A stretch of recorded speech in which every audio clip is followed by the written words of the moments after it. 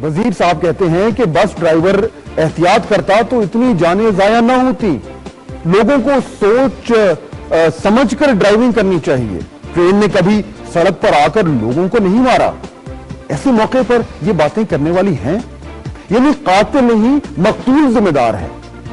ये रवैया, ये बेहिसी, ये वजीर साहब का अकेले कसूर नहीं, ये उस सिस्टम की पैदावार है और अब इस सिस्टम के रखवाले हैं जो बेहिस हो चुका है। इख्तिदार की हवस में जकड़े ये लोग भूल गए हैं कि ये इस कौम के खादिम हैं जिस कौम के बच्चों को उन्होंने आज मारा है।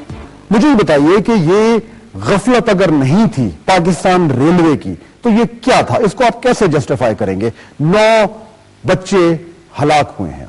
आप किसी एजेंसी के एजेंट हैं या किसी और के एजेंट है, आप जिस हमें गालियां दे रहे हैं, ये एंकर का ये काम होता है? आप मुद्दई हैं क्या? आपके मैं तो ऐसा लगता है कि कोई एजेंट है जो हमारे खिलाफ हुकूमत के खिलाफ कोई जैसे किसी का एजेंट बैठो और बात करो, कोई तरीका होता है हर बात का। भाई हम भी इंसान के बच्चे हैं, हमारा भी दिल है, हमें भी दर्द है। इंसान हर एक आदमी की एक इज्जत होती है, इज्जत नफ्स होता है, हर एक इन सब से बात करता है। मैं आपके साथ कोई बात करने के लिए तैयार नहीं। क्या ये गलत सवाल था? ये मेरा और दीगर एंकर्स का हक है, फर्ज है कि हम इक्तदार के ऐवानों में बैठे लोगों की कारकर्दगी का एहतसाब करें, उनसे वो सवाल पूछें जिनका वो जवाब नहीं देना चाहते।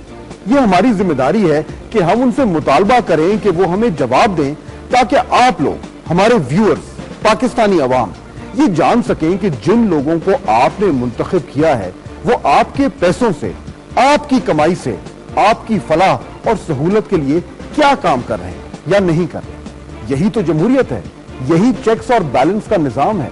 मगर हुआ क्या? इसकी बजाय कि वजीर साहब सवाल का जवाब दें, वो जातियात पर उतर आए और उनके अल्फाज ये थे। ये तो ऐसा लगता है जैसे किसी का एजेंट हो। आप किसी के एजेंट हैं? तुम किसकी पैदावार हो? मैं तुमसे पूछता हूं, तुम किसकी पैदावार हो? अफसोस कि वजीर साहब ने तहजीब का दामन छोड़ा। ये काम मैं नहीं करूंगा। सिर्फ वजीर साहब को इतना कहूंगा कि वो याद रखें कि ये वो पाकिस्तान नहीं रहा जहां सियासतदान और दीगर साहिब इख्तिदार दंदनाते फिरते थे और कोई पूछने वाला नहीं होता था। ये वो पाकिस्तान नहीं रहा जहां हाकिम बोलते थे और अवाम खामोशी से सुनते थे। वजीर साहब ये जहन में रखें कि ये वो पाकिस्तान नहीं रहा जहां हुक्काम मनमानी करते थे और बंद दरवाजों के पीछे फैसले करते थे और फिर हुक्म सादर करते थे और हुक्म की तामील होती थी। आज के पाकिस्तान में वजीर साहब सवाल होंगे, तनकीद होगी, एहतसाब होगा आप और आप जैसे लोगों का। आप जवाबदेह हैं पाकिस्तानी अवाम के सामने। आप गुस्सा करेंगे, हम फिर भी सवाल करेंगे। आप नाज़ेबा जबान इस्तेमाल करेंगे, हम फिर भी सवाल करेंगे।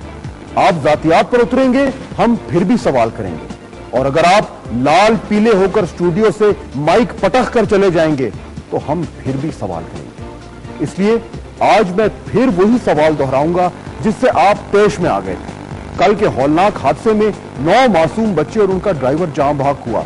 कई और बच्चे जख्मी हालत में तड़प रहे हैं, इसलिए क्योंकि इस रेलवे क्रॉसिंग पर फाटक नहीं था। इस तरह के फाटक लगवाना रेलवे का काम है जिसके वजीर आप हैं।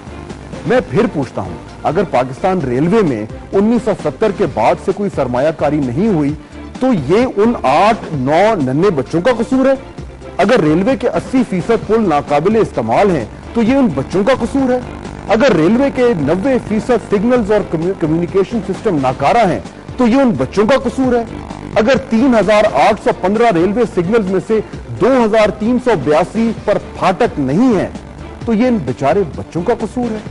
मुझे जवाब चाहिए, अवाम को जवाब चाहिए। इस अवाम को जिसके टैक्स के पैसों पर रेलवे का महकमा पलता है। आप जितने मर्जी माइक फेंकें, हमारा ये माइक हमेशा ऑन रहेगा। और अब हमारी टॉप स्टोरी।